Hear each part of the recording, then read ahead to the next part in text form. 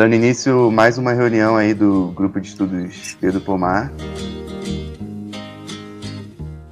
Se orienta nos 3 eixos: estudo do marxismo-leninismo ao maoísmo, estudo da realidade brasileira e balanço histórico do movimento comunista nacional e internacional. Tenía la figura pequeña y la barbita blanca, el camarada Ho Chi Minh, querido tío Ho Chi Minh, inolvidable Ho Chi Minh, indoblegable Ho Chi Minh, inolvidable Ho Chi Minh, indoblegable Ho Chi Minh. Hoje a gente vai falar sobre o texto Socialismo é uma Ciência, do Kim Jong-il.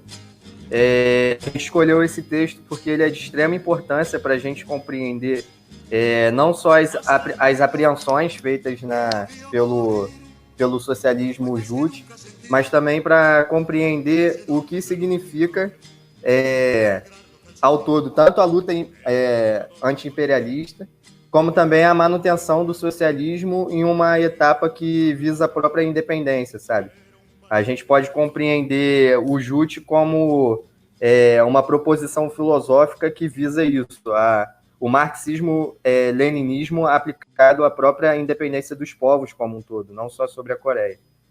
Esse texto ele é de extrema relevância, ele foi feito num contexto em que a Coreia ela estava sofrendo fortes ataques pelos embargos norte-americanos, principalmente num contexto bem turbulento, porque foi logo após a queda da União Soviética, que era sua principal parceira comercial,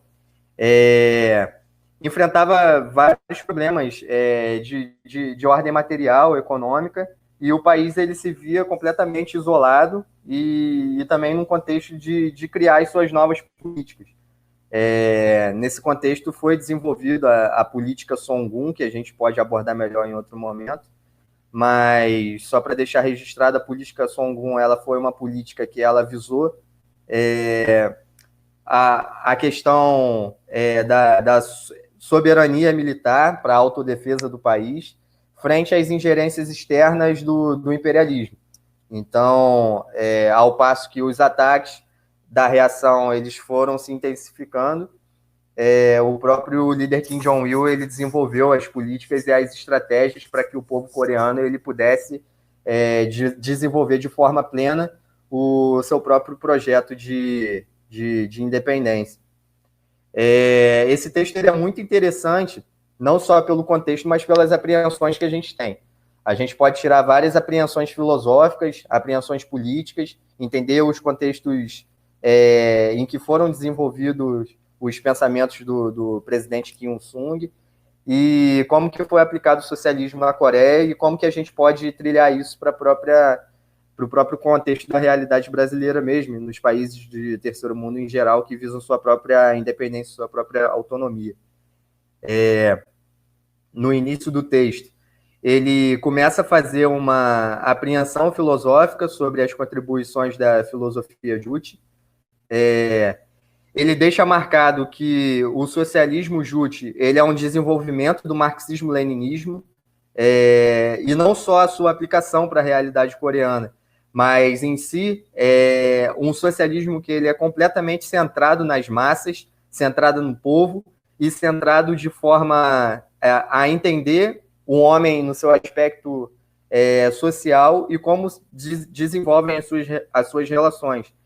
E ele começa a marcar os seus debates a partir da perspectiva de que existem as condições materiais em si, existem as questões físicas, mas que a busca pela liberdade, a busca pelo aspecto criativo para desenvolver as próprias potencialidades do ser social, eles são centrais também para a gente estar pautando no próprio socialismo. Ele marca isso como um fator fundamental da filosofia juche e também da forma que o socialismo foi aplicado lá. Porque, a título de exemplo, a gente tinha, à época, o revisionismo soviético, né, à tona, enfim, o início do liquidacionismo, e também as outras concepções que tentavam buscar as soluções para combater o revisionismo e para trilhar uma linha revolucionária. O próprio Kim Il-sung, ele desenvolveu a filosofia Juche para compreender a autossuficiência do povo coreano e a forma com que eles tinham que lidar com o próprio destino. Então, fazia frente tanto ao imperialismo quanto com o próprio revisionismo e conseguia dar respostas concretas para a situação que eles tinham que enfrentar no momento e que eles têm que enfrentar até hoje. Tem um trecho aqui que é muito marcante, que eu acho que é um dos trechos principais de vários trechos importantes que tem nessa leitura, que ele marca que o fundamental do socialismo Juche é que eles dão um caráter superior em relação ao tratamento da ideologia em comparação com o desenvolvimento material.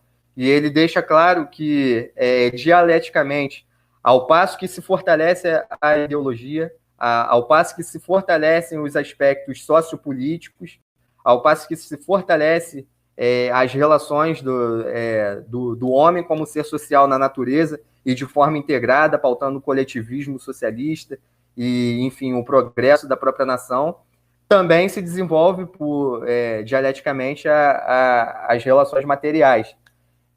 Isso é muito interessante para a gente pensar, porque, a partir daquele momento, existiam várias teses no marxismo como um todo, que pregava a abertura econômica, que pregava, enfim, a liquidação do próprio marxismo-leninismo, que pregava o próprio liberalismo, que pregava os desvios trotskistas, os desvios bucarinistas e os desvios de direita, e ele estava pautando algo que desenvolvia de forma muito marcante mesmo a solidez e a concretude que seria tratada a ideologia em um país socialista. E é muito interessante a gente pautar a partir dessa concepção, porque, de fato, a ideologia e a forma com que o socialismo e as relações sociopolíticas elas são tratadas na Coreia faz com que o socialismo de lá seja invencível, assim como ele mesmo trata no texto. Frente a todos os ataques, frente a todas as adversidades, o povo norte-coreano, ele, através da filosofia Juche, ele se mantém unido, ele se mantém de forma una em relação ao próprio partido e seu líder, e eles desenvolvem de forma coletiva as próprias potencialidades da própria sociedade. E eles ficam preparados de forma bem abundante para poder enfrentar todas essas adversidades, como eles enfrentaram, tanto na guerra anti-japonesa, quanto na guerra de ocupação, de invasão dos Estados Unidos e de fracionamento do país, até mesmo as adversidades que eles enfrentam a partir das fortes sanções que são impostas e intensificadas. E a gente vê hoje que é uma experiência muito rica em questões culturais, em questões políticas, até na própria questão econômica, para pensar como se desenvolve as relações de produção em um país assim, e como eles conseguem lidar de fato com a própria autossuficiência. Tudo isso é centrado justamente pelo fator ideológico, que é o que o Kim Jong-il ele vai abordar aqui nesse texto do Socialismo é uma Ciência. Eu encerro por enquanto a minha introdução, vou abrir aí as falas para a galera. Acho importante para entender esse texto o contexto que ele foi desenvolvido, né? A gente tem que entender que imperava na época um sentimento de derrota dentro da esquerda radical, do marxismo-leninismo, que era tipo a derrocada da União Soviética. Não fazia muito tempo que as camarilhas revisionistas tinham tomado o poder da China, né, o Deng e tudo. Então, era uma questão de pessimismo mesmo que estava imperando. E quando ele fala, eu preciso só achar o trecho aqui. quando ele fala que o socialismo é uma ciência. Em diferentes países foi frustrado, mas segue vivo como ciência no coração dos povos. Ele ressalta que o que morreu com a União Soviética, o que se mostrou falho com a União Soviética, não foi o socialismo, mas sim o revisionismo e o oportunismo que estava imperando ali, né? Porque desde a morte do Stalin, o khrushchevismo, foi muito revisionismo ali dentro, o partido degenerou bastante, e é justamente isso, quando a União Soviética acaba, há esse sentimento de derrota na esquerda, quando o Muro de Berlim também é quebrado, há esse sentimento de derrotismo, e o que o Kim Jong-il fala aqui vai oposto a tudo isso, né? Ele fala que o que fracassou não foi o socialismo permanece vivo. E eu encerro minha fala. Eu ia comentar primeiramente sobre isso, sobre a árdua marcha, né, que foi o período de grandes tribulações e dificuldades que a Coreia passou. E mesmo durante esse período, né, como os coreanos dizem, o cachorro ladra e a caravana passa, né? Eu queria também, tipo, fazer um breve comentário sobre o Monte Paektu, tá ligado? Que, tipo, o Monte Paektu foi o monte onde o Kim Jong-il nasceu. Ele é citado no prefácio.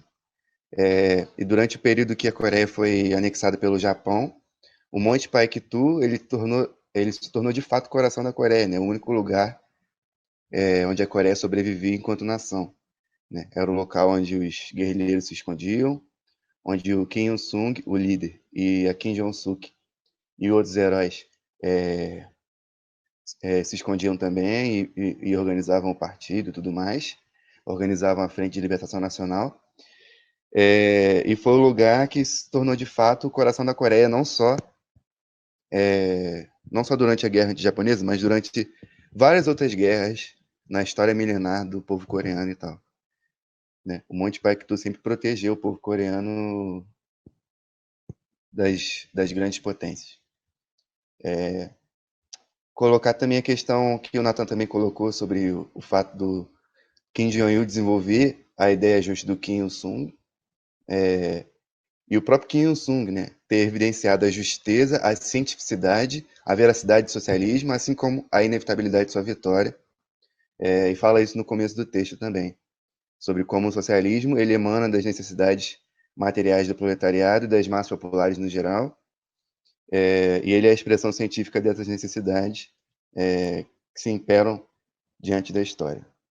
Na sociedade de classes, a independência das massas populares segue sendo objeto de brutal violação, que as massas populares elas não têm independência no sentido que elas são sufocadas politicamente, e elas não têm a capacidade de desenvolver suas capacidades criadoras, assim, tipo, de transformar a natureza e colocar ela a seu serviço. Acaba que, tipo, as massas populares são completamente subjugadas na sociedade de classes. E aí entender essa parada da independência da criatividade nesse sentido é importante, sabe? Que eu achei.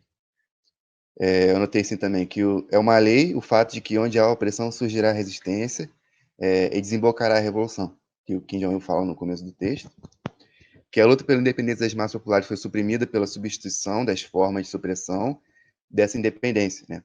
E essa questão também foi tratada por outros autores, tipo no Brasil, quando o Nelson Werneck ele analisa a história do Brasil e tal, que ele fala, né, que teve a independência do Brasil, a proclamação da República e tudo mais. E em muitos períodos da história do Brasil, as necessidades de independência das massas populares, elas até se confundiam com as necessidades das próprias classes reacionárias. Tanto que as classes reacionárias proclamaram a independência e, de certa forma, também a República. Tá ligado? Então, só no período que a gente se encontra, de fato, né, as classes reacionárias elas se tornaram completamente contrárias às necessidades da independência das massas populares. Tá ligado? Então, a luta pela independência das massas populares foi suprimida pela substituição das formas de supressão dessa independência. Então, foi o que a gente viu na história, né? A constante substituição de senhores, né? A constante substituição de exploradores das massas. é impossível realizar a independência na sociedade baseada na propriedade privada. Que eu achei muito interessante quando ele fala isso, que coloca exatamente a limitação da sociedade capitalista e a própria limitação que se impõe, né, da libertação nacional como um todo, tá ligado? É preciso passar da sociedade baseada no individualismo para a sociedade baseada no coletivismo. E a época da independência, onde as massas dominam o mundo. Que ele tá, tipo, querendo dizer assim, as massas, elas, no socialismo, né? Elas, tipo, se tornam donas do seu próprio destino, donas do mundo, donas de tudo, e elas colocam a natureza a seu serviço, a economia e o Estado e tudo mais. Então, aí é onde elas desenvolvem, a partir da independência, seus aspectos criadores. E isso é importante também de se pensar e de se pensar, tipo, aprofundadamente, sabe? Porque, tipo, muitas vezes a gente pensa na independência e tal, e, tipo, a independência tem esse caráter, tipo, num país semicolonial, a independência das massas frente ao próprio Estado burguês e latifundiário do nosso país, sabe? Independência política, ideológica, econômica e tudo mais. E isso fica claro agora, quando a gente está passando pela pandemia e tal, e, tipo, o Estado não está fazendo nada. E é interessante pensar isso também, como a gente vê, né? Como, tipo, sei lá, a esquerda está completamente refém, né? Do que o Estado diz, do que o governo diz, do que os generais dizem e tal. Então, colocando também as massas populares num sentido de subjugação da independência. O Soei, que levantou a mão primeiro. Vou falar aqui. Eu tenho alguns comentários para fazer sobre a sua fala, achei muito interessante. Quando você fala do papel da burguesia, né, da pequena burguesia, das classes reacionárias, a gente tem que se lembrar que isso me lembrou o quinto congresso do PC brasileiro, onde eles falam que a burguesia é, assim, na sua grande maioria, uma força anti-imperialista inconsequente, que é capaz de enfrentar o imperialismo e simultaneamente vacila e tende aos compromissos com o inimigo da nação. Com o inimigo da nação. No seu conjunto, a pequena burguesia urbana é uma força revolucionária, tem posição favorável à luta anti-imperialista e democrática, e importantes camadas pequeno-burguesas participam ativamente. Então, a gente tem que entender que eles sempre foram uma classe revolucionária vacilante. Seus próprios interesses de classe, às vezes, esbarram no imperialismo, eles acabam em conluio. Mas o próprio Amílcar Cabral, revolucionário africano, uma das suas grandes importâncias teóricas é ele reconhecer o papel da pequena burguesia como classe revolucionária. E é muito interessante a gente pensar nisso. E quando você falou quando você citou um parágrafo do texto que fala sobre onde há opressão, a resistência, alguma coisa assim, não foi? Eu não vou me lembrar o trecho exatamente, desculpa. Me lembrou que, assim, a gente vive num país, principalmente no interior, né, muito oprimido pelo latifúndio. Muito oprimido pelo latifúndio, os latifundiários mandam, eles mandam lá, e de tempos em tempos aparecem resistências do nordestino, do camponês pobre, à opressão rural. E a expressão disso a gente encontra em fenômenos, né, como cangaço, cabanagem, que normalmente tem um fim trágico, porque os poderosos não aceitam a sua hegemonia sendo ameaçada. Não é? Um exemplo foi a cabanagem, que acabou com 40 mil mortos, 44, né, não vou lembrar o número exato, desculpa, sério mesmo. Mas por causa dos poderosos, a Guerra de Canudos, que acabou com o assassinato do Antônio Conselheiro. Sempre essas pessoas que desempenham um papel revolucionário, mesmo que inconscientemente, desempenham esse papel revolucionário, acabam mortos pelos grandes capitalistas e latifundiários. E é isso, mas a gente não pode permitir que a injustiça entristeça, né, a gente, mas que ela radicaliza. É isso. Inclusive, essa questão que vocês comentaram sobre a composição das classes progressistas e revolucionárias, assim como o Pedro ele tinha comentado sobre o Nelson Werneck, que ele faz uma apreensão também sobre isso de forma minuciosa sobre a nossa realidade. O próprio Kim Jong-il, ele aborda essa questão também no texto, né? Porque ele bota que, pô, não necessariamente alguém que vai cumprir de fato com as questões que são progressistas no sentido de fato elaborar essa independência sociopolítica da sociedade, não necessariamente está ligado com a própria questão material, mas a forma com que eles ideologicamente vão agir para o desenvolvimento e para a independência. Eu achei muito interessante essa parte que ele comenta sobre isso, porque é justamente a forma com que o partido coreano ele lidou com essas situações e que ele conseguiu construir a sua própria vanguarda. Aqui, outro ponto que eu queria comentar é justamente sobre a apreensão filosófica que ele fez no início, que ele bota sobre a relação da individualidade e da coletividade.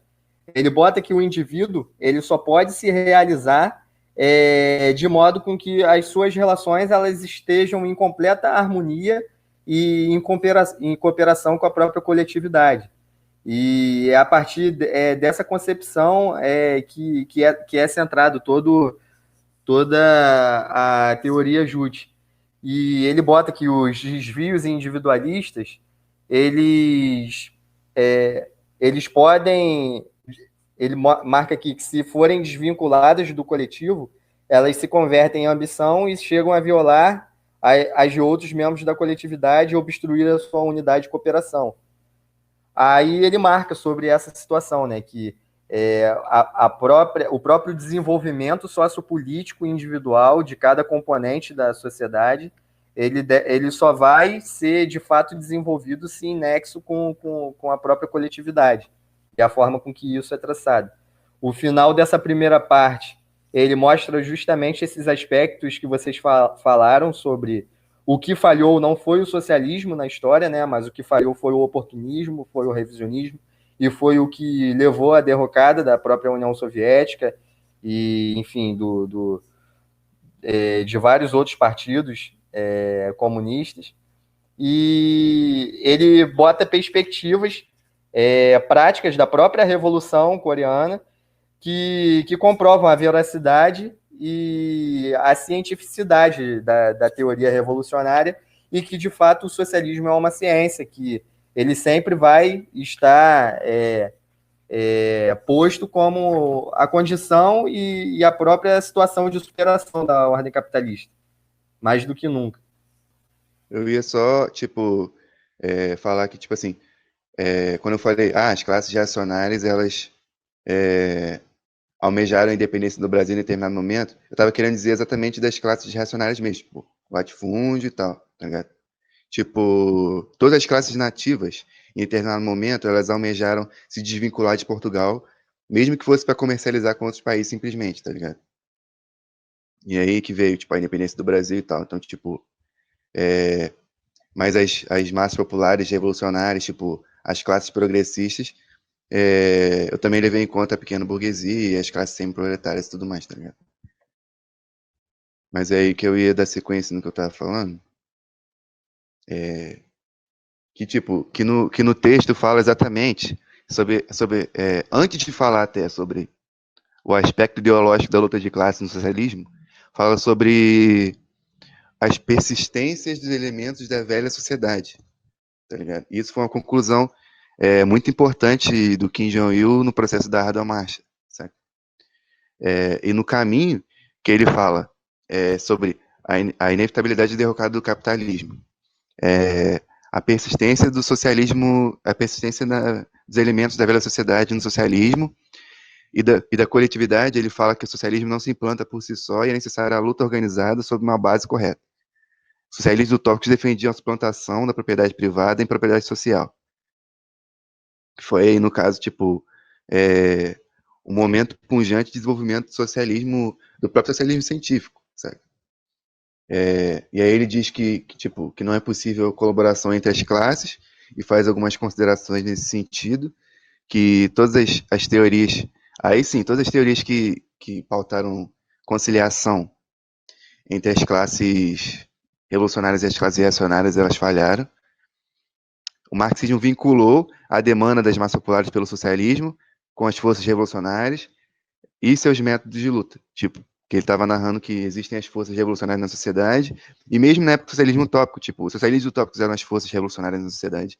E o marxismo, ele vinculou as forças revolucionárias com as massas populares e deu a ela métodos de luta. Sabe? Contradições entre as forças produtivas e relações de produção que deram origem à ciência do socialismo científico, né? O marxismo que esclareceu a inevitabilidade da derrocada do capitalismo, o desejo das massas, se sintetizou com as forças revolucionárias, e isso fez com que o socialismo se tornasse realidade. Aí ele fala sobre, tipo, as concepções socialistas e tal, durante o desenvolvimento do socialismo, e das limitações históricas, de não compreender o movimento sócio-histórico e tal, do sujeito, né, as massas populares, e não colocar as massas populares como sujeito da história, tá ligado? Isso é muito importante, tipo, pra gente entender qual é o nível de sucesso e por que ele se dá na Coreia, frente a, tipo, todo o revisionismo e tal, toda a queda dos países socialistas, e mesmo com todo o embargo e tudo mais, todo o terrorismo, a Coreia se mantém firme e forte na bandeira do socialismo e tudo mais. Não só por conta da questão, tipo, de colocar o aspecto ideológico como aspecto principal, mas exatamente por conta da questão da centralidade das massas. Porque o capitalismo, ainda que ele possa causar reveses na luta, ele nunca vai derrotar as massas populares. Isso é um fato. Tipo, não tem como o capitalismo derrotar as massas populares porque ele depende delas. Então, tipo, essa questão, né, do socialismo na Coreia, ele se basear nas massas e tudo mais, é também uma questão fundamental que mostra a vitória da Coreia em relação às políticas do imperialismo de restauração do capitalismo, né? E aí ele coloca, tipo, exatamente, o fator econômico não é o fator fundamental, é o fator ideológico, a elevação do papel das massas. Vou abrir aí para fala. Essa questão é muito importante mesmo, porque a gente consegue compreender como, a partir do fator ideológico, eles vão desenvolver todas as perspectivas para mover o seu próprio, a sua própria situação de independência mesmo, tanto no aspecto político, até no aspecto econômico, enfim. E é justamente por esse desenvolvimento do fator ideológico em si. E ele deixa marcado que o socialismo jutiano ele é fundamentado no critério sobre o ser humano, né? E essa concepção não meramente antropocentrista e individualista, mas sim ele cria essa concepção sobre a vida sociopolítica, que ele vai abordar melhor no texto, e como essa questão sociopolítica ela tá relacionada com o desenvolvimento das potências criativas do homem como ser social. O Eric ele tinha feito algumas questões, eu acho que dá para a gente comentar agora. Ele no início perguntou sobre se o Partido Mãe é uma tradução literal. Aí ele perguntou se a essência do homem se refere ao comunismo primitivo ou a criação à ideia jute. A essência original do homem, o que ele está falando é uma concepção não só sobre o modo de produção em si. Então, tipo, é algo que estaria, tipo, também referente ao próprio comunismo primitivo, mas também em outros modos de produção. Mas é algo que, de fato, é inerente à natureza humana.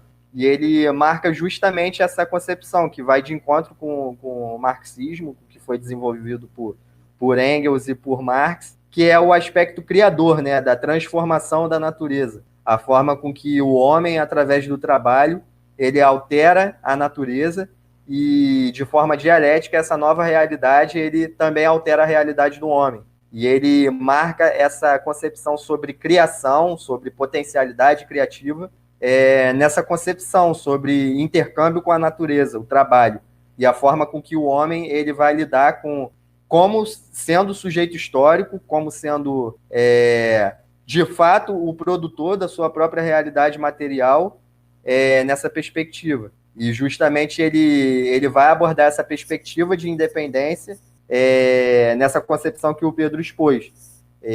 Enfim, a concepção que a gente tem hoje sobre as relações de produção e sobre a própria apropriação, né, dos meios de produção, elas impedem com que o homem ele realize o que é de fato inerente a ele, o que é essencial a ele, que é a transformação da natureza ao seu favor e o próprio desenvolvimento das suas relações sociopolíticas de forma plena, que isso é cerceado pelo processo de apreensão individualista sobre as coisas e a elevação da própria propriedade privada. Eu acho que é mais nesse sentido mesmo que ele vai abordar essa questão.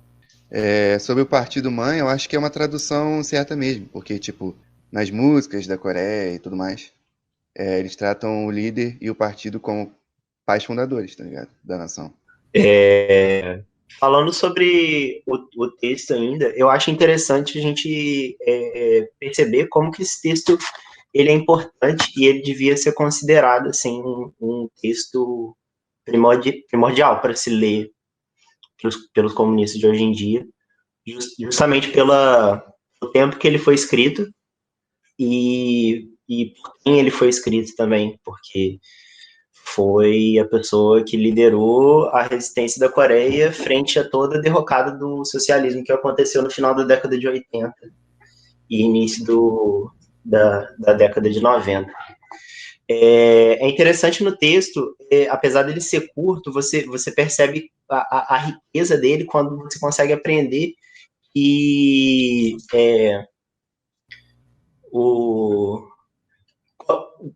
você consegue ter uma perspectiva geral da evolução da consciência humana e a consciência humana para nós mesmos, o que é a própria consciência, não é? No texto ele fala em diversas partes sobre o desenvolvimento do capitalismo e como que isso alterou a cultura, a cabeça das pessoas na hora que essa transformação estava ocorrendo. E ele destaca o papel antropocêntrico nesse socialismo tipo dele, falando que o ser humano atingiu uma capacidade de consciência tão elevada que hoje em dia a gente pode superar as nossas próprias contradições através do coletivismo, que é só através do coletivismo que a gente satisfaz as nossas necessidades. E voltando ao desenvolvimento da consciência humana, quando o capitalismo se estabeleceu enquanto modo de produção, com o surgimento das grandes indústrias e tudo mais, o ser humano, o operário, ele viu pela primeira vez e ele era tratado como meramente uma coisa, um produto ali a ser comercializado, que ele valia a força de trabalho, tal qual uma máquina valia aquilo. E uma máquina possui a capacidade criadora e tal, que ela depende de nós mesmos para que ela realize a transformação nos materiais que essa máquina está produzindo, seja lá o que for. Então, o operário, tendo consciência disso, ele viu que ele não precisava mais de uma ideia, um demiurgo, né, uma ideia que projeta o espírito dele, uma ideia da qual o espírito dele parte, que o espírito dele não é uma coisa que foi dada a ele por uma consciência superior, mas que ele próprio possui esse espírito criador e que ele, através disso, vai buscar a sua independência, e por isso que a última classe é o proletariado, é a classe operária, de fato, justamente por causa disso, porque além de ser a última classe a perder as suas correntes, ela é a que está mais próxima do tipo do cerne da transformação capitalista, do cerne da transformação industrial das coisas. E é justamente quando essa revolução industrial começa a florescer, nós vemos o desenvolvimento na ciência capitalista explodir, através da teoria da evolução das espécies, da descoberta do eletromagnetismo, eram coisas que antigamente eram ideias, mas que não se provavam na prática, e com o desenvolvimento do capitalismo e das máquinas foi sendo possível provar que essas coisas existiram, e hoje em dia a gente já sabe muito mais do que essas próprias coisas que foram descobertas antigamente. Então a gente vê como o socialismo é a ciência da sociedade, é a ciência social, justamente por causa disso, porque ele aprende o desenvolvimento da sociedade e a força que move esse desenvolvimento. E são as próprias massas populares, como o Kim Jong-il e o Kim Il-sung vão botar ao desenvolver o socialismo justiano. É interessante que ele nunca se coloca o socialismo justiano em contraposição ao materialismo dos grandes professores do materialismo dialético, Marx, Engels, Lenin, Mao e Stalin, justamente por causa disso, porque ele entende a limitação histórica dessas figuras e do desenvolvimento do socialismo na época dessas figuras. Marx e Engels, como a gente já falou várias vezes aqui na reunião, inclusive já foi discussão extensa, assim, nossa, nunca se propuseram a fazer uma futurologia de idealismo. Então, parte deles ia ser baseado na economia, porque eles analisavam a economia capitalista e como ela ia se transformar através da revolução, através da transformação revolucionária. E as experiências socialistas mostraram como isso realmente vai acontecer, como a aplicação dessas ideias econômicas numa sociedade deve acontecer, e as consequências, as leis que vão surgir dessa aplicação dessa ciência econômica na sociedade.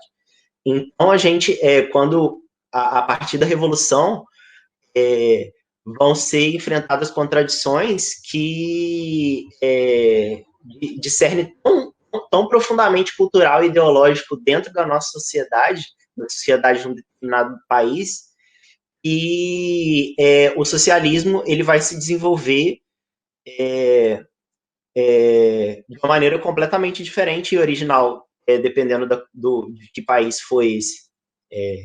Então, justamente aí que mora o X da questão, porque ao aplicar as transformações econômicas socialistas e as transformações econômicas de nova democracia anteriormente, a gente vai descobrindo as leis que vão reger a moral dessa sociedade, as leis que vão reger a própria economia dessa sociedade, porque vão ser as transformações socialistas aplicadas à realidade de um determinado povo. E é muito importante a gente ter isso na nossa cabeça, porque muito se fala sobre como que países que tiveram as experiências socialistas, né, não construíram socialismo de verdade, essas coisas assim, quando de fato eles construíram, porque o socialismo ele não é uma bíblia que Marx e Engels escreveram e está lá escrito. O socialismo ele vai sendo construído conforme a realidade vai se impondo à construção econômica dessa sociedade. E quando Kim Il-sung e Kim Jong-il colocam as massas populares à frente da questão econômica, eles o fazem justamente por conta disso. Eles botam à luz que os problemas econômicos dessa sociedade só vão ser resolvidos a partir do momento que a gente resolve os problemas ideológicos. Porque a partir do momento que a gente começa a aplicar as transformações de nova democracia e as transformações socialistas nessa sociedade, e o nível de vida dessas pessoas vai subindo, das massas populares vai subindo, se as massas populares não forem culturadas, educadas a entender esse aumento do nível de vida dela como a construção do socialismo que elas mesmas estão fazendo, nós que somos filhos da sociedade capitalista, sempre vamos nos tender a ter uma percepção concepção individualista sobre esse crescimento da sociedade. Então, a gente vai ter esse ganho material na nossa vida, esse aumento no nosso nível de vida. Se a gente não tiver apreensão ideológica suficiente para suportar as transformações socialistas, a nossa ideologia incrustada, individualista e capitalista dentro da gente vai fazer com que nós mesmos reproduzamos a ideologia capitalista dentro do socialismo. Então, o aumento do nível de vida acaba por criar, sem o acompanhamento ideológico, acaba por criar só pessoas cada vez mais ambiciosas, individualistas, em busca das próprias riquezas individuais. Sempre que a gente fala sobre as experiências dos governos de esquerda dos anos 2000 na América Latina, é interessante a gente ver como que a Venezuela resiste e os outros países, o próprio Brasil, assim, com o exemplo do Lula, aí tomou golpe, aí, mesmo elevando o nível de vida das pessoas, por mínimo que seja, tá ligado? O nível de consumo das pessoas, essas figuras não foram capazes de serem líderes que transformam, elevam o nível de vida da sociedade, mas também dão uma educação para a sociedade defender a continuidade dessa nova condição de vida. Como aconteceu na Venezuela, que lá acontece golpe e a população vai lá e, tipo, dá o contragolpe e foda-se, porque lá, tipo, eles tiveram essa elevação no nível de vida material e a elevação do nível de ideológico deles, frente à elevação desse nível. Então, a irresistibilidade, a infalibilidade do socialismo reside justamente aí, na transformação ideológica da sociedade. Só um adendo, tipo, a gente acabou esquecendo de mencionar Cuba nessa reunião, mas Cuba, Fidel Castro, ele desenvolve o socialismo em Cuba e a transformação ideológica do homem cubano, da sociedade cubana, de maneira muito semelhante. Então, é interessante a gente ver que Cuba está aí até hoje, apesar dos pesares, socialista.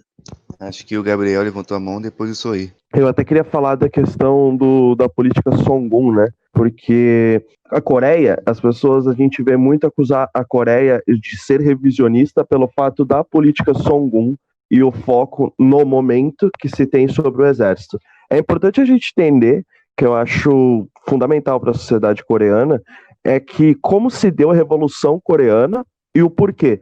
A Coreia, ela foi atacada e bombardeada com cerca de 20%, se eu não me engano, da sua população morrendo nessa guerra. Ela até hoje tem que lidar com o exército americano na sua fronteira, no lado da Coreia do Sul. O que a gente precisa entender desse ponto da política Songun é que ela é uma política de desenvolvimento do exército, uma política que avança a questão nuclear e tem esse foco pela condição que ela vive hoje. A Coreia, ela não foge da realidade material que ela está inserida. A Coreia está inserida numa realidade de guerra, que ela precisa desenvolver suas armas, precisa desenvolver seu exército para que ela sobreviva nos dias de hoje. Não é que a Coreia vai sempre ter esse foco na parte militar. A Coreia tem esse foco na parte militar hoje, dada a realidade material que ela está inserida de guerra. Eu acho muito importante que isso seja focado, que isso seja mais colocado em pauta, porque a gente vê como alguns movimentos se utilizam da política Songun para dizer que a Coreia não foca no povo, mas foca no exército. Eu até queria fazer essa contribuição, colocar essa parte aqui mesmo. Encerro, pode destruir. Eu queria fazer um comentário sobre a fala do Henrique, né, que ele fala sobre a educação do homem e tudo. Tem que educar politicamente o povo. O presidente Mao, ele vai falar sobre isso, dos resquícios, que mesmo com a revolução ainda se mantém, os resquícios da velha sociedade, e por isso também a importância de uma revolução cultural. A gente pensa, por exemplo, eu vi um documentário sobre as escolas na época da China maoísta, que elas serviam exatamente para isso, para educar o povo ideologicamente, né? Eram as escolas a serviço do povo, não é isso? E daí a importância de uma revolução cultural proletária. Educar o povo, terminar os resquícios da velha sociedade, entende? Fora liquidar o revisionismo, liquidar todas as tendências que estão em contradição com o marxismo-leninismo. A revolução cultural serve justamente para isso, para a gente poder eliminar os resquícios de uma velha sociedade, porque ainda fica, querendo ou não, ainda fica. A luta ideológica pelo homem novo, né, pela sociedade socialista. Sociedade muda, o homem muda.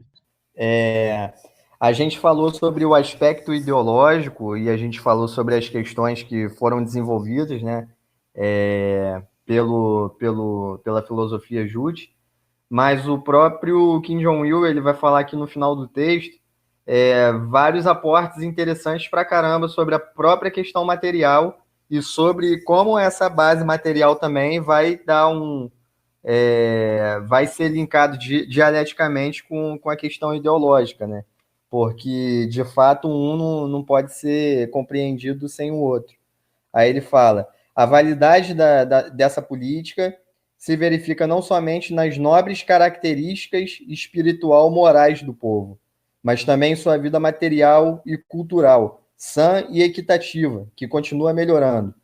Aí ele vai relatar sobre as condições de vida do povo mesmo, de provimento, né?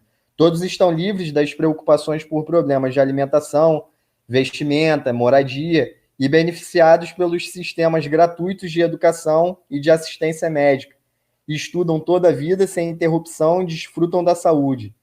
Ele vai mencionar também que o Estado assegura postos de trabalho estáveis a todos os aptos, garante com responsabilidade as condições vitais aos habitantes e, inclusive, atende com solicitude os impedidos para o trabalho, temporal ou definitivamente, e aos anciãos desamparados. Aí, logo após, ele vai falar também sobre o processo de educação das novas gerações. Ele mostra que as novas gerações elas têm um papel fundamental de levar adiante a revolução. Ela tem também esse papel muito definido dentro da sociedade e a forma com que vai ser desenvolvida essa perspectiva, ele marca que não é uma tarefa só dos pais de forma privada, que ele mostra que no capitalismo só pode ter acesso ao estudo e à educação, até meramente formal mesmo, né? E bem alienado, quem tem dinheiro para pagar isso para os filhos e tal. Mas ele mostra que lá eles vão prover todas as situações necessárias para que o jovem ele seja instruído para guiar também o seu caminho nessa vida sociopolítica. Aí ele marca que no capitalismo, muitas crianças e demais membros da jovem geração do mundo perdem a vida ou se convertem em inválidos, ou vagam pelas ruas, ou tomam o caminho da delinquência e da degeneração por causa da guerra, dos conflitos sociais, das enfermidades e da fome, consequências da agressão e ingerências dos imperialistas e da pilhagem das classes exploradoras. Eu achei bem interessante essas duas páginas em específico, que são as duas páginas finais do texto, que ele vai abordar diretamente sobre a questão material. No final, ele vai falar sobre uma concepção que o partido ele lida sobre as contradições no seio do povo, coisa que é também amplamente abordada por Mao Tse-tung, mas, de certo, essa peculiaridade aqui nessa fala que ele deixa explícita aqui, a gente vê também referência na própria Constituição coreana e no próprio Código Penal coreano, assim também na forma com que eles vão lidar até mesmo com a delinquência e com as transgressões na sociedade em si. E é tudo centrado nessa base filosófica, nessa compreensão de que o seu compatriota, que as pessoas que são suas camaradas, elas devem ser tratadas pelo partido com confiança, afeto e amor, para ser conduzido, inclusive, nos seus próprios erros. Aí ele mostra que, ainda que se trate de um homem que tenha cometido um erro, o partido, né, no caso, não o abandona, mas o educa, o transforma e o conduz pelo caminho correto, para que ilumine até o final da sua vida sociopolítica. Então, pô, aqui a gente tem várias apreensões boas pra caramba, para a gente compreender como que rege essa relação entre as pessoas, o povo que de fato domina de forma independente a sua própria vida sociopolítica e as próprias condições de produção da sociedade, o partido e a própria liderança do partido, de forma completamente interligada, né? Eu fiz tipo umas anotações para poder só para poder pontuar assim, tá ligado? Tipo, que a independência, o Kim Jong-il, ele fala que é viver e ser dono do seu destino sem ser submetido, né? E a luta de classes é essa luta, né, pela independência das massas populares. O espírito criador que permite transformar o mundo e tal, transformar a natureza e a si mesmo. E a consciência de terminar todas as atividades encaminhadas a conhecer e transformar o mundo. O homem atua de maneira independente e criadora, guiado pela consciência. E esses atributos se desenvolvem socio-historicamente. O homem não é parte simplesmente da natureza, mas ele é artífice do mundo e a coloca à mercê de suas necessidades. E todas as necessidades, né? A gente estava discutindo outro dia que até a necessidade de preservação da natureza é uma necessidade humana. O homem tem vida física e sociopolítica. E a vida sociopolítica, que é construída por ele mesmo, determina também a satisfação das demandas da vida física. Quem quer que seja, que ame seu país, pode fazer parte das massas populares, que o Nathan acabou comentando e tal. E uma parada que eu anotei também que eu achei interessante pra caramba, que é uma coisa que eu até já citei aqui várias vezes, que é o fato dos revisionistas tentarem mascarar as contradições de classe em sociedade, né? Os revisionistas tentam mascarar sempre, mesmo seja no capitalismo ou no socialismo, sabe? E dizer que todas as classes são uma só e tudo mais, tá ligado? As massas populares são independentes porque elas têm capacidade criadora mais poderosa, capaz de transformar a natureza e a sociedade.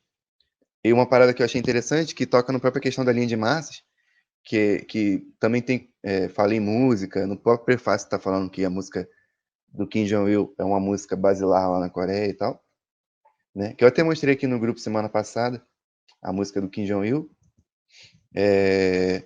que a música diz assim: ele dá ouvido a nossas opiniões humildes sobre a política e aplica essas opiniões de fato na política da Coreia.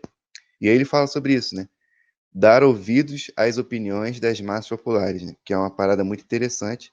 E o próprio Mao também formulou essa ideia, quando ele formula a ideia de sintetizar as ideias das massas populares de acordo com a perspectiva revolucionária. Aí ele coloca os 3 princípios da Revolução Coreana, e era isso que eu ia comentar, que eu estava esquecendo.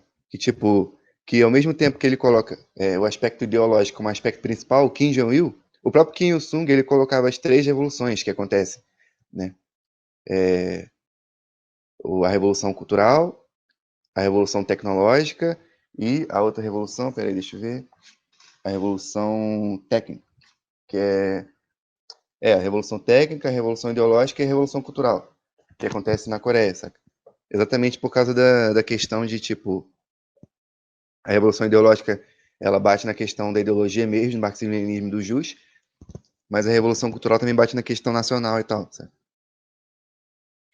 E os 3 princípios da Revolução Coreana, que é a independência na política, a autossuficiência na economia e a autodefesa na salvaguarda nacional. Aí eu ia fazer um comentáriozinho sobre a política Songun, tá ligado?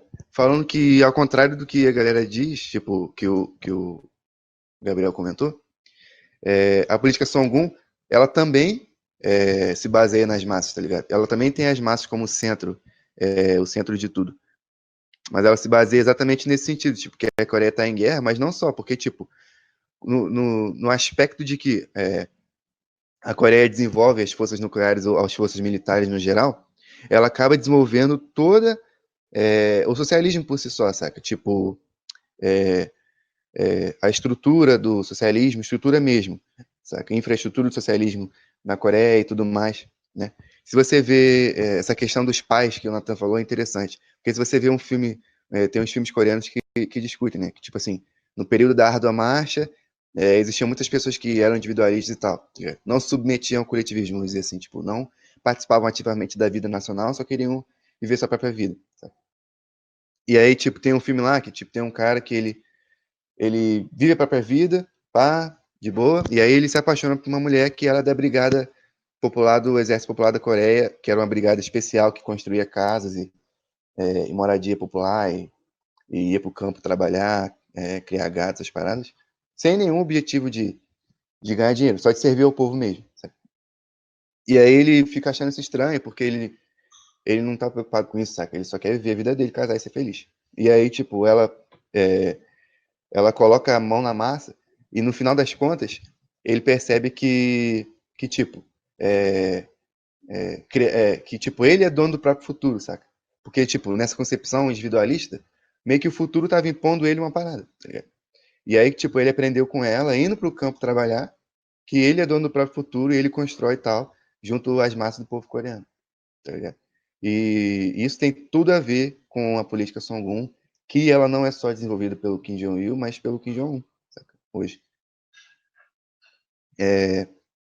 Ele também fala no final que os imperialistas privam as massas do direito à existência, promovendo a política antipopular de supremacia racial e nacional, saca? Se colocando, tipo, a independência da Coreia como uma luta contra a supremacia branca, né? E a própria supremacia japonesa também. E colocando isso na perspectiva mundial, né? Tipo, da luta dos povos. Essa parte do final é muito interessante, porque ele narra a libertação dos povos na humanidade, não só da Coreia, sabe? E fica claro para que serve o Just, assim. Tipo, ele diz também que na sociedade capitalista a dignidade do homem se converte em valor de troca e em amar e servir ao povo com lealdade, né? Que, tipo, a gente estava até zoando aqui no começo, falando assim, tipo, que a gente não tem que ter preguiça, ou tipo, deixar de servir o povo só porque você tá cansado, ou tipo, você tá com fome, ou você não tá com vontade. A gente tava até zoando assim, tipo, falando assim, pô, a gente fala assim, pô, servir as massas, mas aí tua mãe vai lá e pede pra tu estender a roupa, sei lá, fazer uma coisa assim, e você fala, não, pô, mas eu já fiz outra coisa de manhã, tá ligado? E aí, tipo, isso também é um aspecto, tipo assim, de te, tipo, constranger mesmo, tá ligado?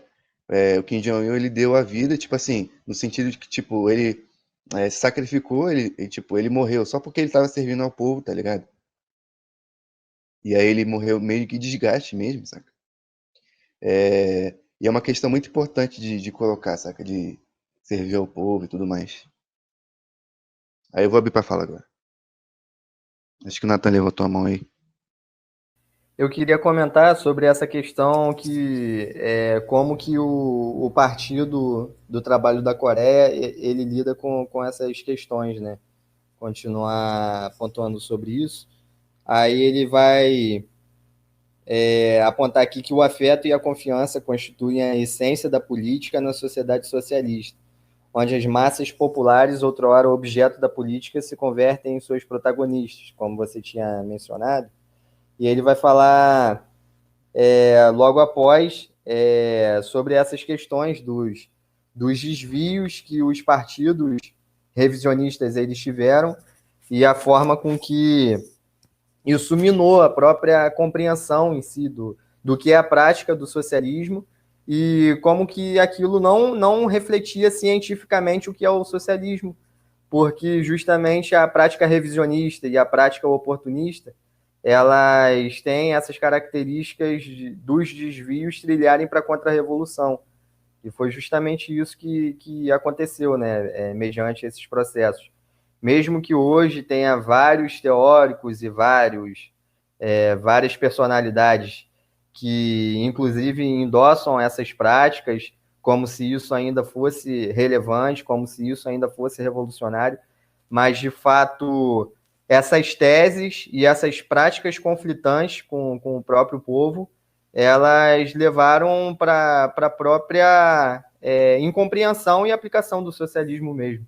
E eu achei muito interessante porque eles marcam de forma categórica a forma com que o Partido do Trabalho da Coreia ele assimilou o socialismo, ele assimilou de forma científica as questões que eles iam ter que lidar com as massas. Eles assimilaram as contradições nas massas, eles assimilaram as contradições na Revolução e conseguiram trilhar de forma concreta uma ideologia sólida para lidar com essas questões. Alguém tem mais algum comentário para fazer? Eu até queria colocar um outro ponto, que a gente vê muito se falar de que a Coreia ela renega o marxismo-leninismo, que ela não segue as bases do marxismo-leninismo, mas eu acho fundamental que a gente coloque que o socialismo Juche, ele não se propõe a ser uma etapa de superação do leninismo e ele não se propõe a ser superior ou de alguma forma ao leninismo.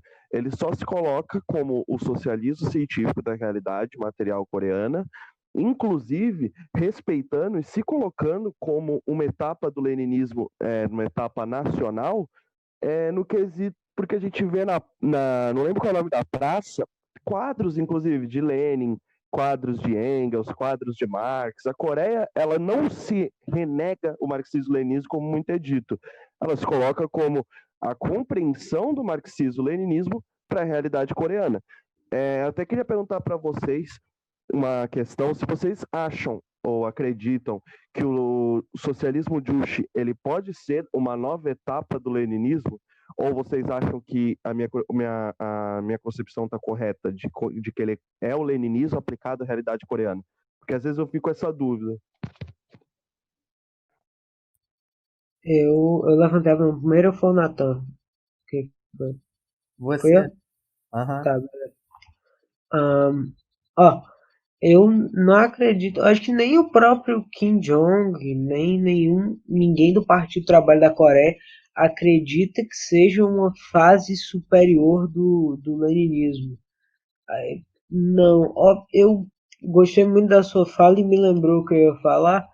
As pessoas acusam muito o Juche de ser revisionista e esse ultra-esquerdismo dessas organizações que falam esse tipo de coisa me irrita particularmente porque eles agem como se só porque o que edificou o socialismo naquele país não foi a ideologia, a corrente deles, acredita-se que é revisionismo, mas não, foi o que edificou o socialismo na realidade coreana.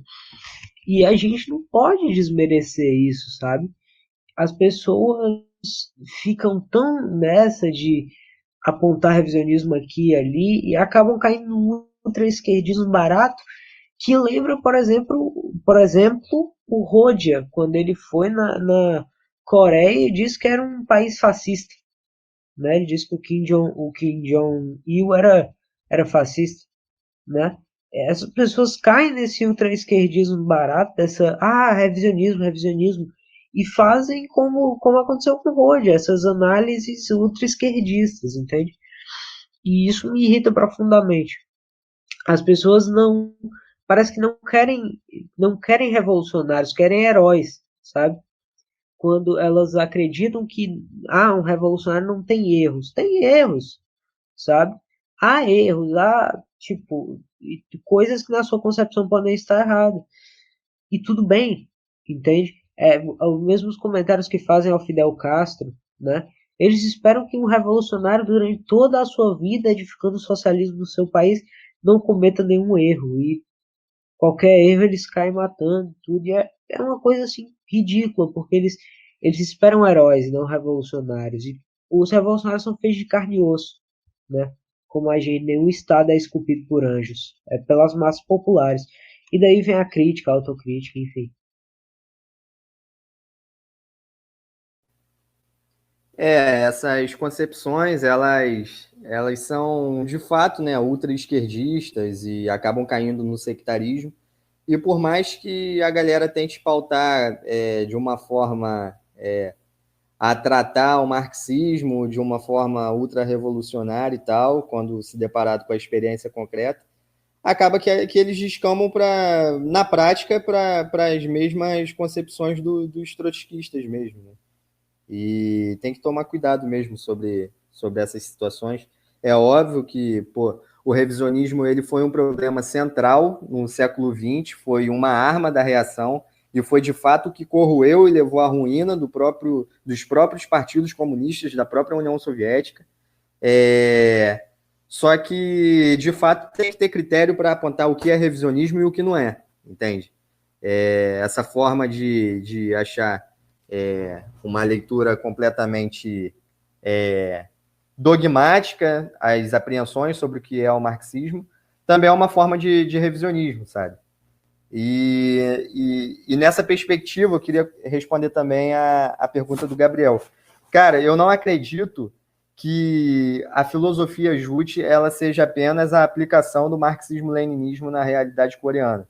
Na realidade, a partir da leitura desse próprio texto mesmo, a gente consegue ter uma compreensão de que, de fato, eles não se propõem a fazer uma negação do marxismo-leninismo, pelo contrário, no início, eles apontam que é um desenvolvimento filosófico a partir do marxismo-leninismo, mas eles abordam sobre a etapa histórica da independência, entende?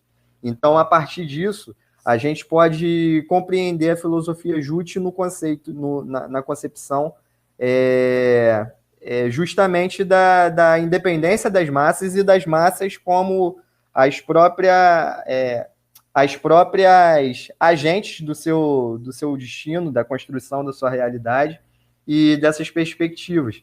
Porque quando ele vai falar aqui sobre essas apreensões, ele não se limita a falar somente sobre o caso da Coreia, mas ele fala vários apontamentos que são interessantes, até para a gente pontuar mesmo o antirrevisionismo no geral, pontuar a luta de classes em âmbito mundial, e pontuar de fato como que é desenvolvido o socialismo.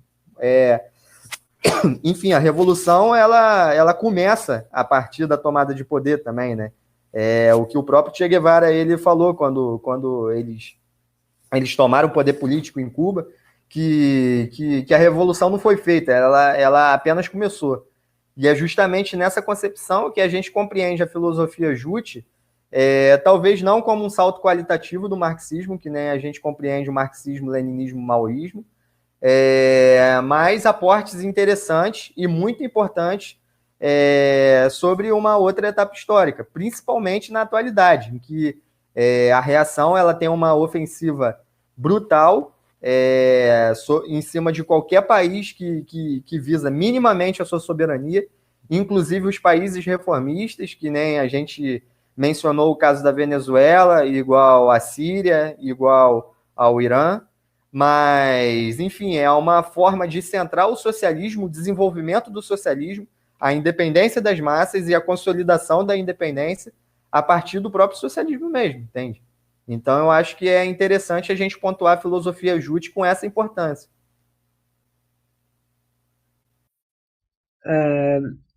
Eu acho que fui eu que levantei a mão, né? Eu queria fazer um apontamento sobre a fala do Natan, quando ele falou de revisionismo. As pessoas acabam por sair acusando de revisionismo, e acabam não entendendo o que de fato é revisionismo. O que acontece? Eu gosto de pensar que há duas coisas, né? Quando as pessoas não compreendem o que é revisionismo, mas ainda assim querem lutar contra, acaba caindo no esquerdismo. E quando as pessoas não compreendem o que é revisionismo e também não lutam contra isso, cai num ecletismo ideológico que traz a ruína, né, para os movimentos.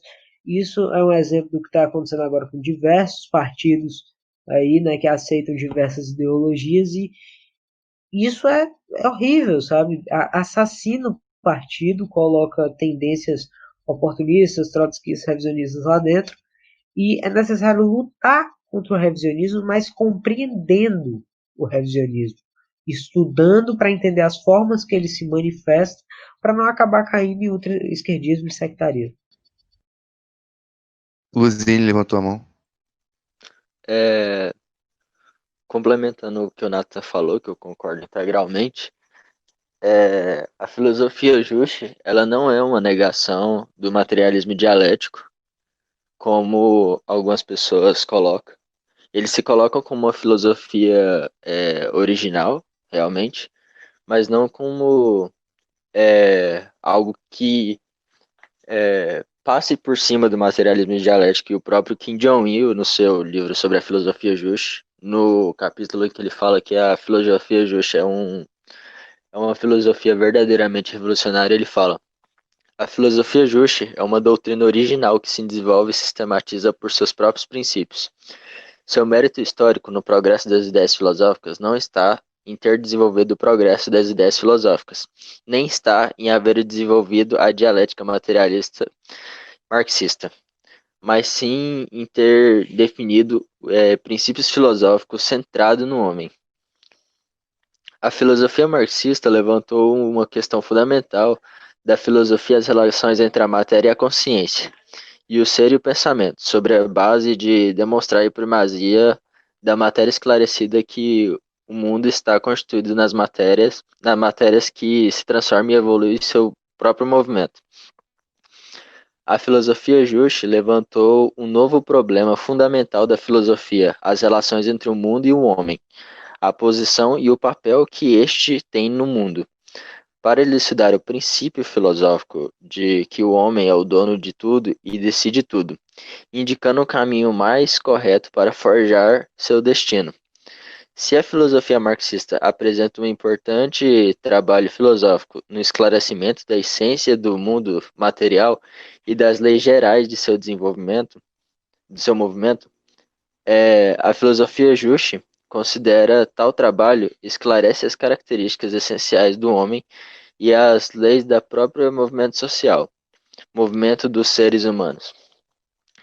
Assim, a filosofia Juche é uma filosofia original cujos trabalhos e o princípio diferem radicalmente daqueles da filosofia precedente. Por essa razão, não é correto interpretar a filosofia Juche desenvolveu a dialética materialista e nem tampouco demonstrar sua originalidade e vantagem. Referindo-se de tal maneira à essência do mundo material e às leis gerais de seu movimento explicados pela filosofia marxista. A filosofia Juche, sendo uma doutrina que elucidou novos princípios filosóficos, não pode ser interpretada no quadro de antecedente, porque assim, se assim proceder. Não só é impossível demonstrar sua originalidade, mas, ao contrário, será ambígua se compreender corretamente a essência. Aí, respondendo à parte em que o William perguntou, né, se é uma superação da dialética marxista, do marxismo-leninista, o próprio Kim Jong-il fala: ao ter se esclarecido pela primeira vez a história das características essenciais do homem, sobre os fundamentos científicos, a filosofia Juche valoriza o homem como ser superior e mais poderoso, um mundo dominado e transformado pelo homem. A filosofia ter levado uma nova concepção no mundo não significa negar a dialética materialista.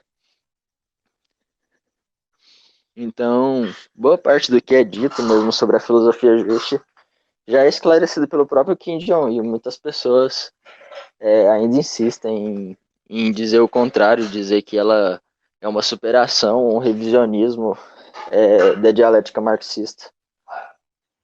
A ideia Juche vem justamente nesse sentido, né? Não como uma superação, mas sim como desenvolvimento da teoria da dialética marxista e da própria, e de toda, não só da dialética marxista, mas de todo o materialismo histórico dialético. A filosofia Juche vem como um desenvolvimento do socialismo dentro do próprio socialismo, porque até então a originalidade da teoria Juche reside justamente aí, porque até então os socialistas eram bem próximos disso com o Mao, né, como a gente citou aqui, com a Revolução Cultural, mas só a ideia Juche, ela conseguiu chegar ao ponto de perceber que as massas populares são o centro do socialismo e não a própria economia socialista. porque são as massas populares que produzem a economia socialista e não ao contrário. E é justamente aí que reside a originalidade dessa teoria e a força dela no mundo atual, porque quando você desenvolve a consciência e a cultura e a ideologia das massas populares, você tem o desenvolvimento técnico que o socialismo permite que elas criem. Pode falar? Pode? Pode? Então, por isso mesmo que eu nego essa ideia de que a filosofia justa é algo simplesmente característico da Coreia do Norte e aplicado na própria Coreia, porque eles não tentam aplicar, eles tentam, assim, colocar dentro da sua própria cultura, né, características dentro da sua própria cultura, o marxismo, mas ela vai muito além disso, ela vai estar pensando a relação do homem com o mundo, e não simplesmente adaptando o marxismo-leninismo dentro da sua história, do seu processo histórico, no caso.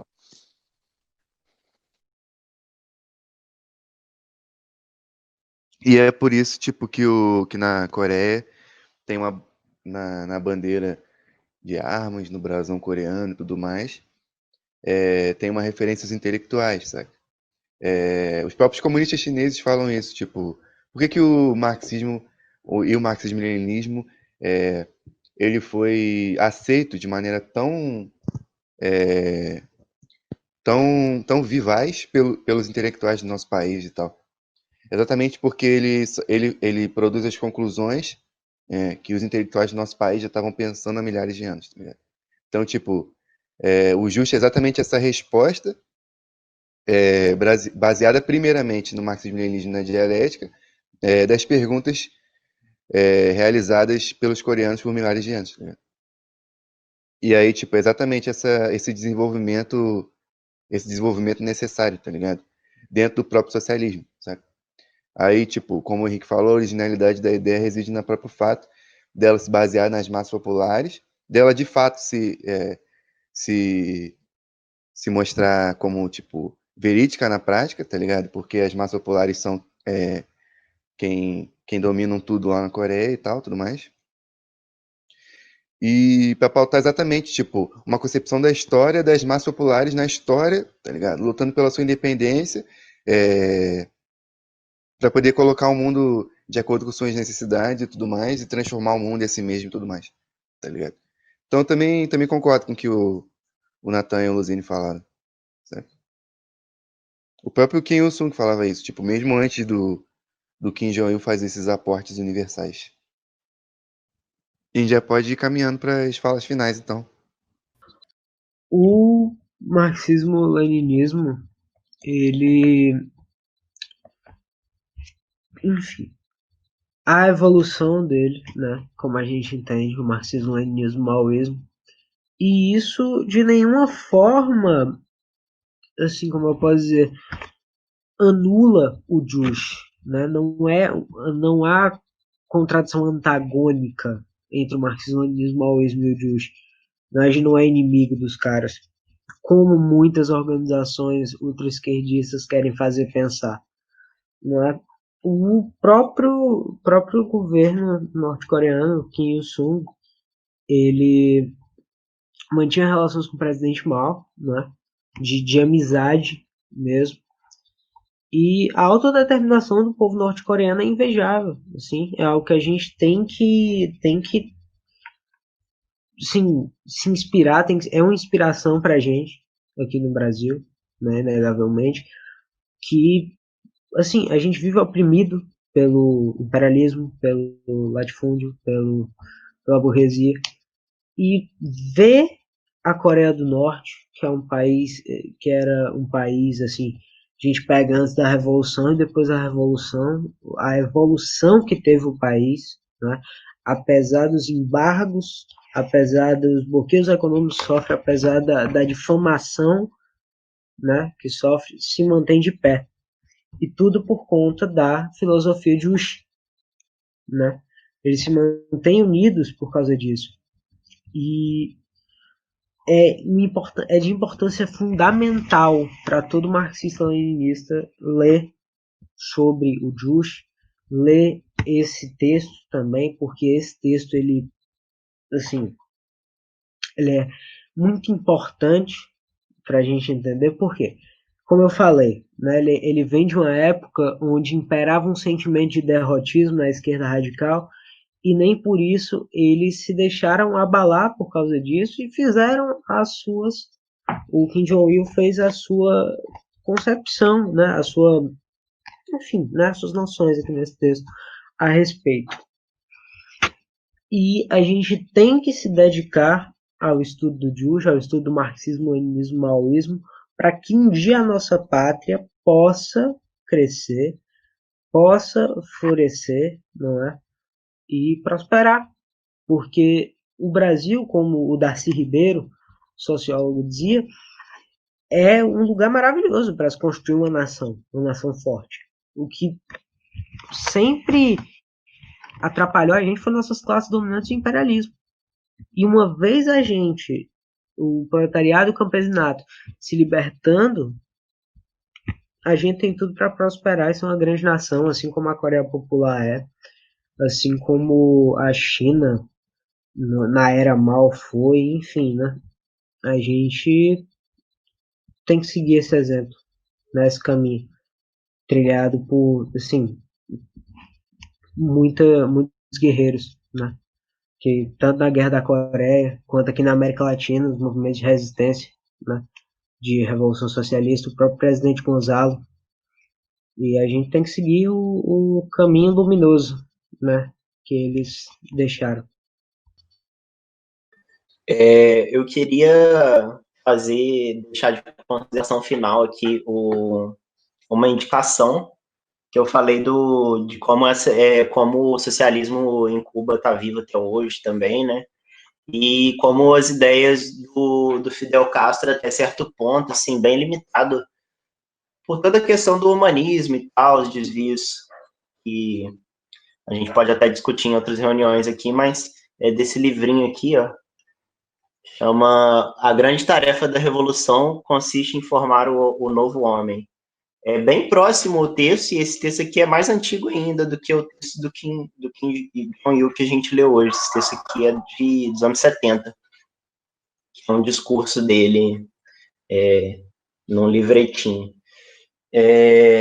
Então fica aí a dica, e também concordando aí com o companheiro, Soir, em francês, que eu também acho que esse texto, O Socialismo é uma Ciência, é um texto fundamental para todos os marxistas do nosso tempo.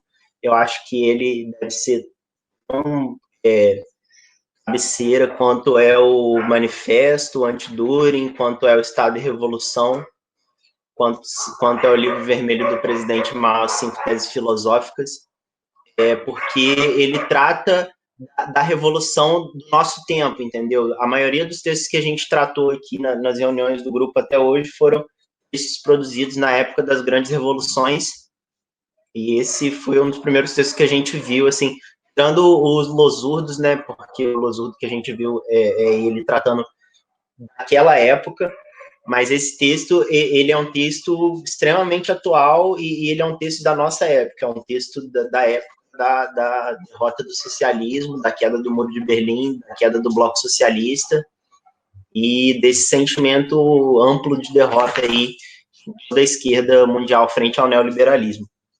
Então, esse texto aí é fundamental. Os outros textos também do livro Socialismo na Ciência também são muito bons, são textos da mesma época, que seguem a mesma linha, mas que são textos mais políticos, assim, porque são discursos transliterados. Mas é isso aí. A reunião hoje foi foda. Fica a dica aí do texto. E é nóis. Eu também tenho uma dica de um texto que eu acho que seria legal se a gente tratasse aqui, que é algum do Samora Machel. Tem estabelecer o poder popular, servir as massas e estruturar o partido para melhorar a vida do povo, que eu acho que ambos mereciam ou merecem. estarem aqui, eu acho que seria uma boa também. Também acho que seria uma boa, tipo, esse texto do Samora é muito bom, tipo, ele não só é uma boa, porque ele fala sobre o que a gente tá falando, mas, tipo, tipo assim, ele também mostra como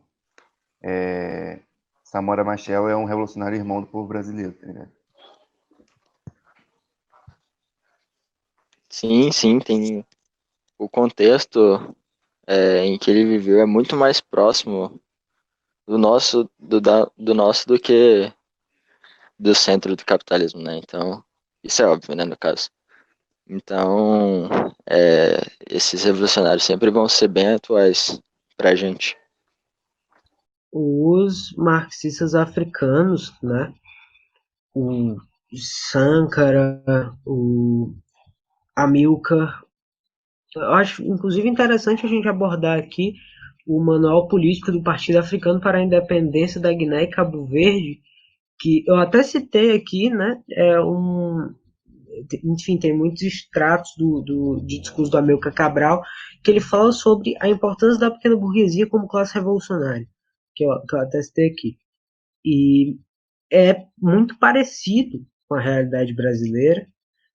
Inclusive muitas pessoas que leem ficam. Eu mesmo era marxista, tipo, eu estava começando minha formação de leituras e eu li isso e fiquei impressionado como, tipo, algo na África pode parecer tanto com o Brasil.